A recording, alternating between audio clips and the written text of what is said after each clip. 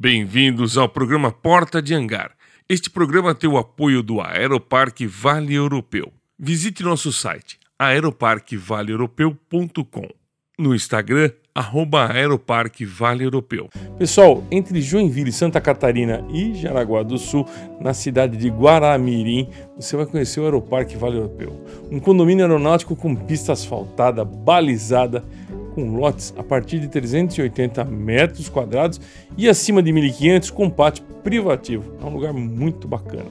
Se você quiser se informar melhor, você vai pelo WhatsApp, código de área 47, telefone 98808-1750 ou pelo Instagram, @Aeroparque Vale Europeu.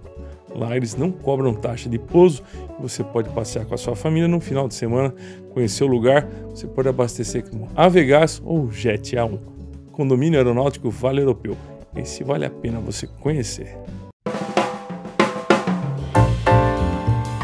Bem-vindos ao programa Porta de Hangar, que vai ao ar todas as semanas pelo canal YouTube.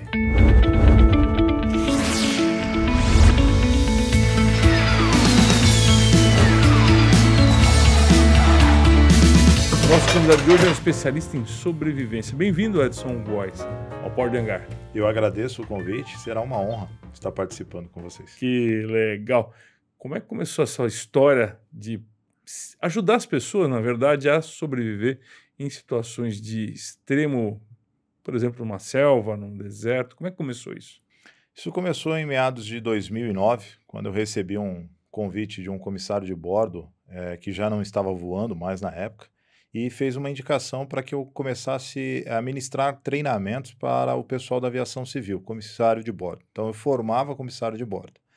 E ali eu comecei com as aulas de primeiros socorros, sobrevivência na selva, combate a incêndios, e fui pegando gosto pela história. E aí fui fazendo cursos de especialização e me especializando na área, né? Acabei, por conta desse contato com os alunos, fazendo o curso de comissário de bordo também, não voei como comissário, participei até de uma entrevista de uma empresa aérea, mas eu acabei não ingressando, né?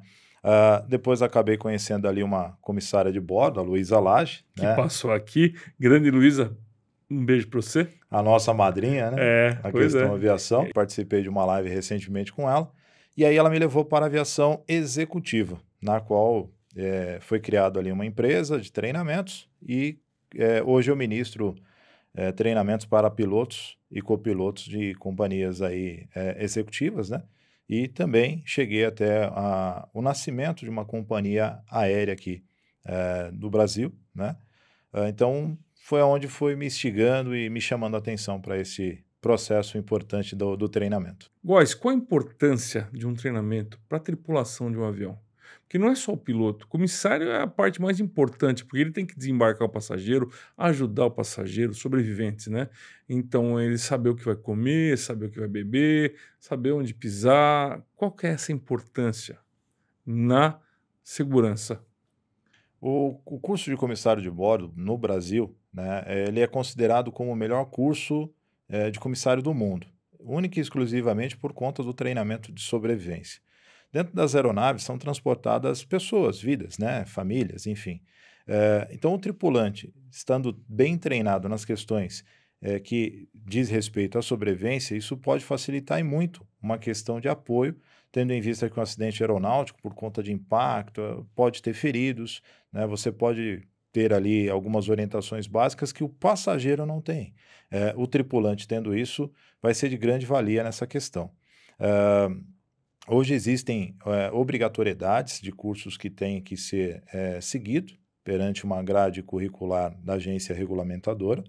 Da ANAC, exatamente, né? Que aí você tem o PTO, o Programa de Treinamento Operacional, que ali vai dizer quais tipos de treinamento eles têm que ter e qual é a carga horária que ele precisa. Mas as regras desse treinamento, a regulamentação desse treinamento é emitida pela ANAC ou por um profissional? Por exemplo, você tem uma empresa que dá esse serviço. É você que diz o que tem que fazer ou é a ANAC? Não. Ou é mundial, aliás, internacional? Isso acaba sendo internacional, né? São parâmetros mundiais com as principais regras necessárias para uma questão de sobrevivência. Por exemplo, em uma questão de selva, o tripulante tem aí em torno, né, o sobrevivente tem em torno de 3 dias que ele poderia suportar sem a água, por exemplo. Então é de grande importância que ele tenha, assim, que ele conseguir de rápido acesso à água, ele possa estar se hidratando. Não tem como ficar sem essa hidratação. Sem água, depois de 3 dias, você pode morrer? Exatamente. O corpo humano, né, o sistema humano, ele começa a entrar em falências pela ausência da água. Então, ele pode levar em colapso e morte.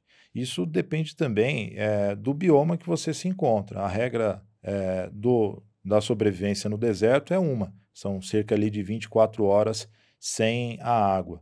Né? No deserto já é outra. No mar e no gelo tem as suas particularidades referentes à água. Tá?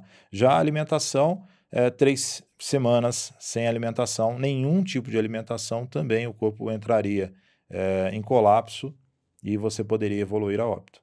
Que coisa absurda, né, gente? Qual o critério que você tem que ter para escolher um alimento? Por exemplo, eu chego na floresta, como é que eu vou escolher uma planta, um cogumelo? Como é que é feito esse critério? Bom, vale lembrar que, se tratando de aviação, você tem um kit de sobrevivência na selva. Que pode acabar um dia, né?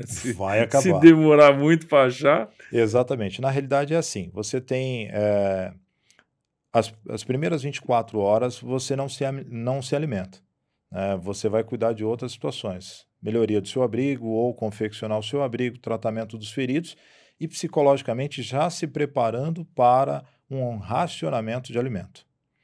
Você começa a comer desse kit após as primeiras 24 horas. Ah, é? Exatamente. Tem que se aguentar um pouco, é isso? Exatamente, para que você possa se acostumar psicologicamente, o organismo Passar também, fome. a racionar comida. A racionar comida. Então, mediante a esse prazo, você começa a buscar alimento. É ideal de que você dê preferência para alimentos de origem animal, porque você vai repor as células que estão sendo destruídas por você não estar se alimentando. Agora, não tendo o alimento de origem animal, porque eu teria que montar armadilha, fazer ali meus procedimentos de caça e depois o abatimento desse animal, o alimento vegetal, existem algumas regras para que eu possa me alimentar.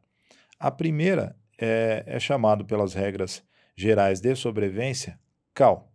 Todo alimento que for cabeludo, amargo ou leitoso, não deverá ser ingerido. Tem algumas nomenclaturas que até fala de cabeludo / peludo, né?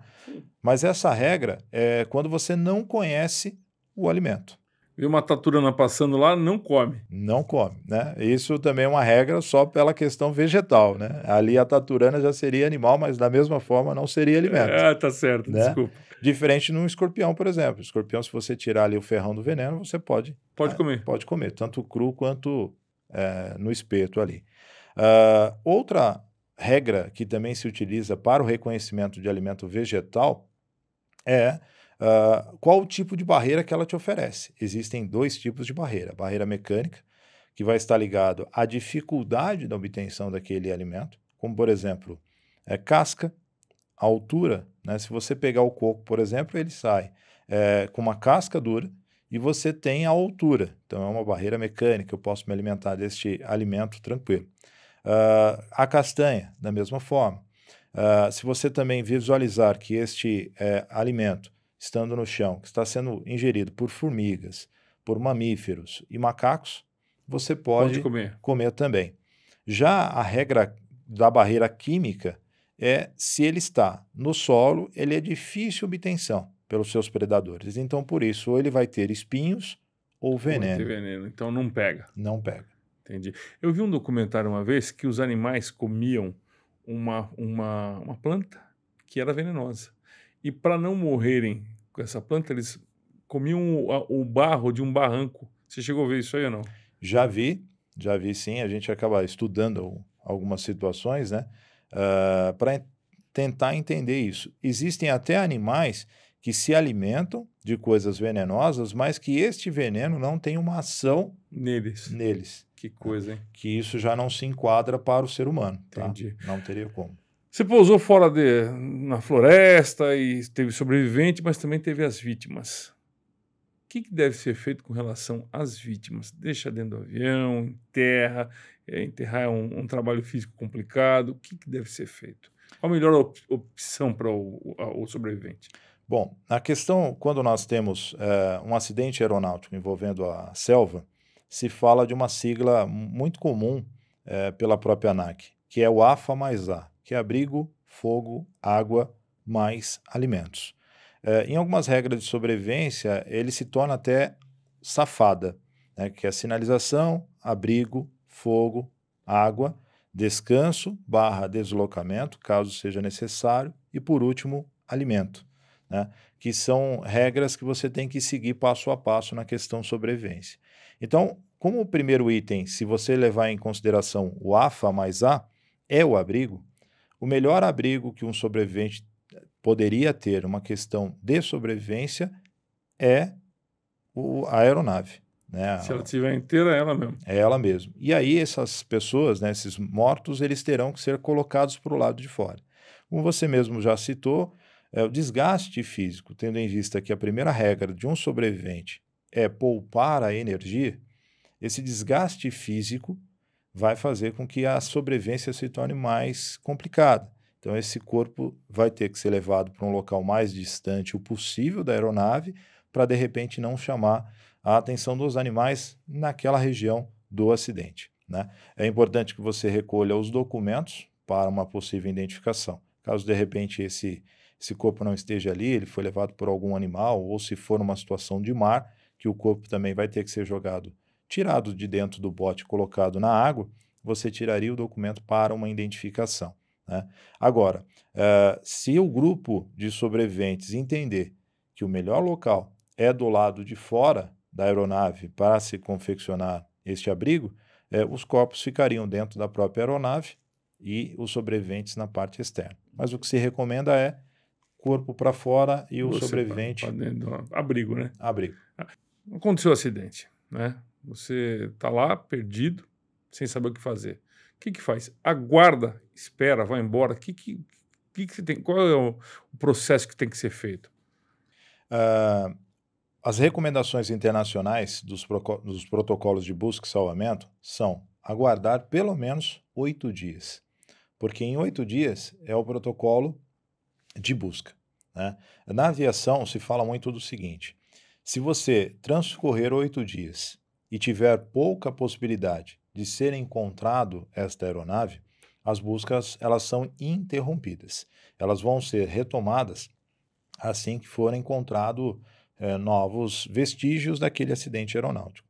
Então, pelo menos 8 dias você fica garantido, tendo em vista que a aeronave ela tem um equipamento de emergência, que é chamado de ELT, né, um Emergency Locator Transmission, que no momento do impacto, ele vai acionar, ou pelo impacto, ou sendo acionado manualmente, aí depende do tipo da aeronave, quais os equipamentos que ela possui, mas a aeronave ela pode ter um, ou ela vai ter os dois, né, o que é acionado pelo impacto, que é o físico, e aquele que vai ser acionado manualmente.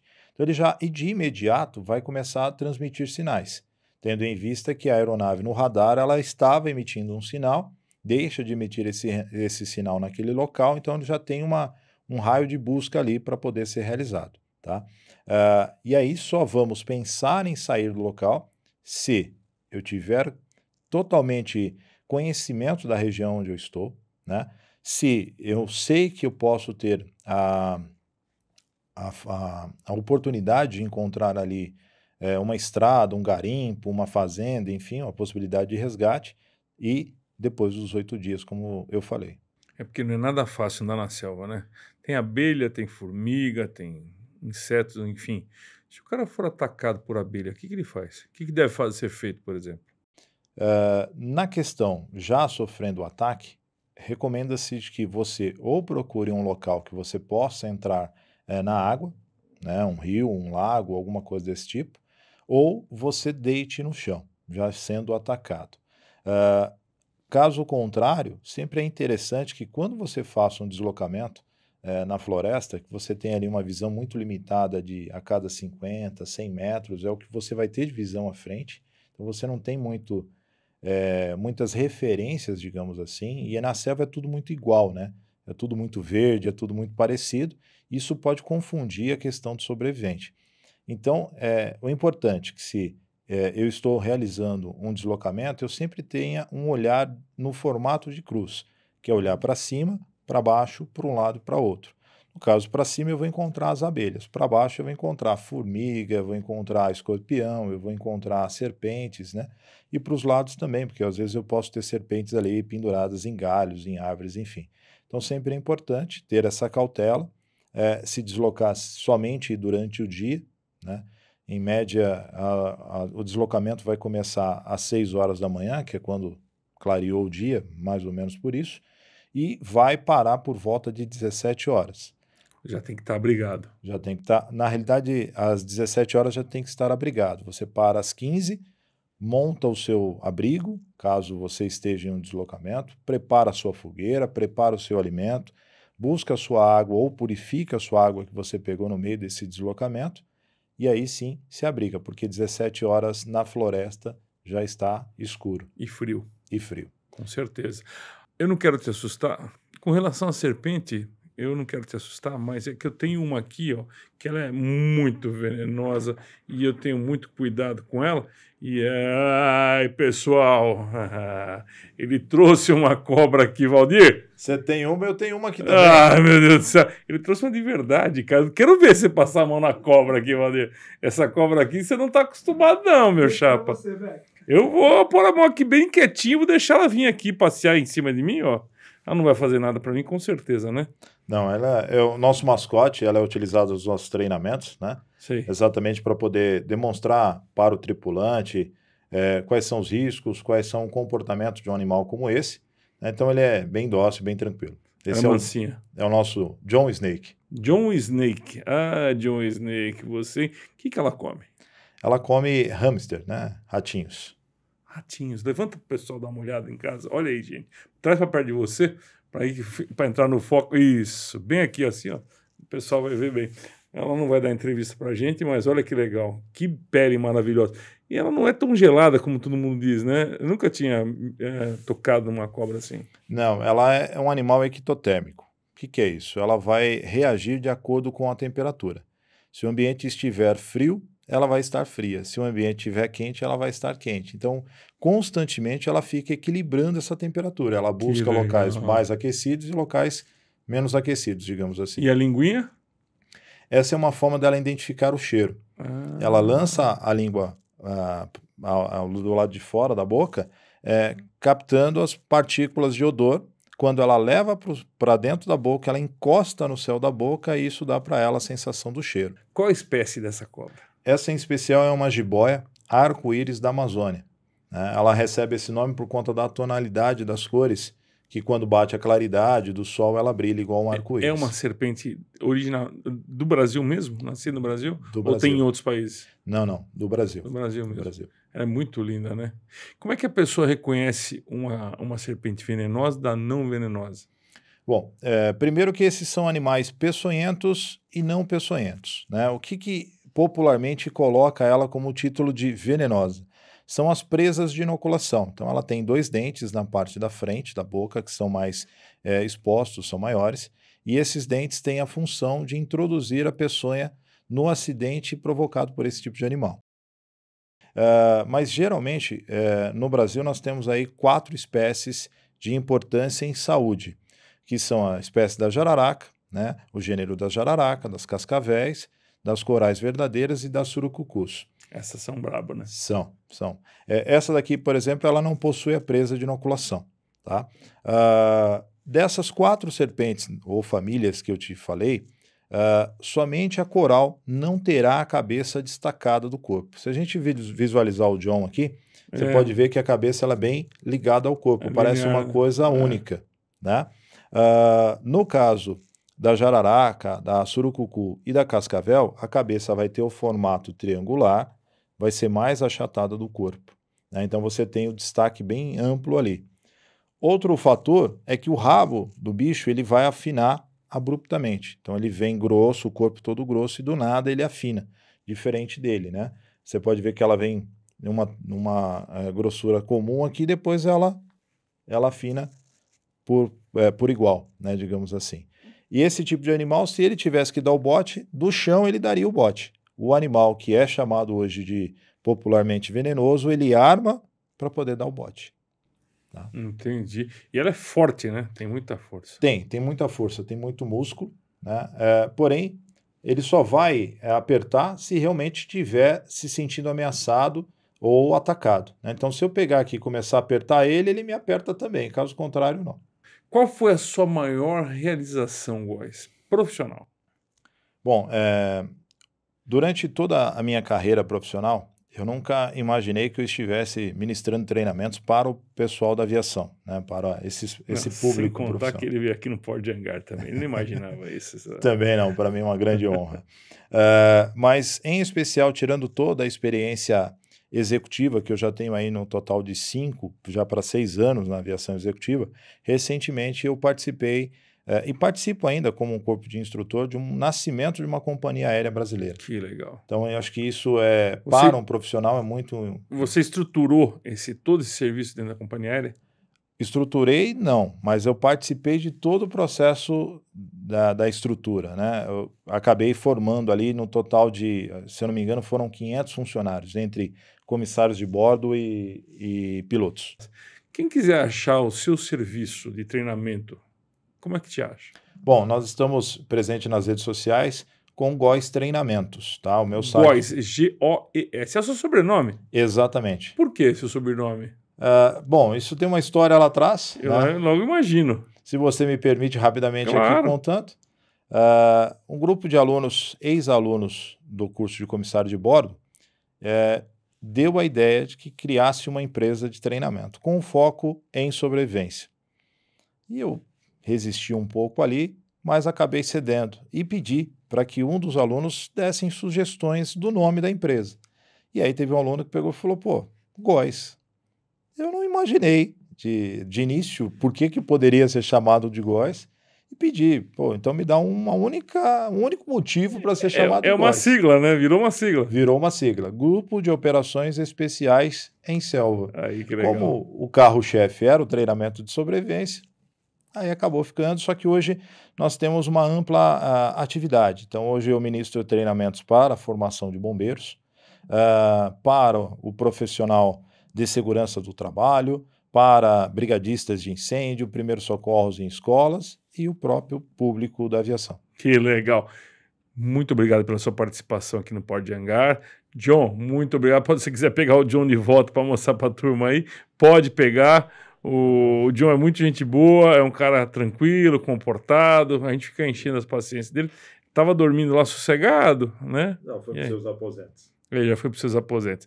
Obrigado pela participação. Venham mais vezes para cá falar sobre o seu negócio, tá bom? Eu agradeço, foi um grande prazer e desejo todo sucesso. Obrigado. Gente, fique com a gente aqui no canal Port de Hangar. Dá o seu like, participa, divide essa conversa que foi muito legal aqui com o Góes e com o John. Muito obrigado. Valdir agora que mudou de nome, agora é Jorge. Obrigado pela sua paciência e pela ajuda. Até mais, pessoal. Valeu!